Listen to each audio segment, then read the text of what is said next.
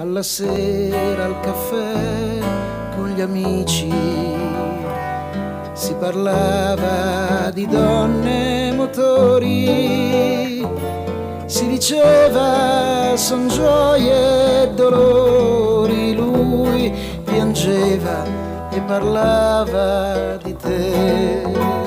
Se si andava in provincia a ballare si cercava di averle più belle, lui restava a contare le stelle, sospirava e parlava di te.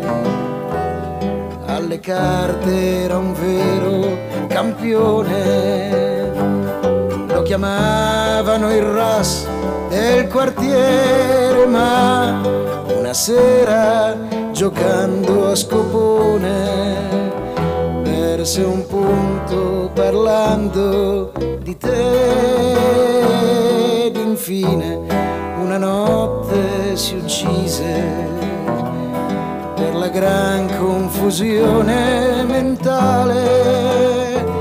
Fu un peccato perché era speciale, proprio come parlava di te.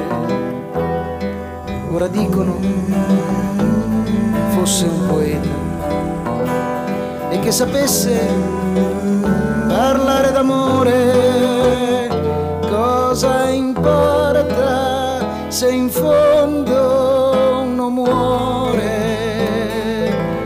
e non può più parlare di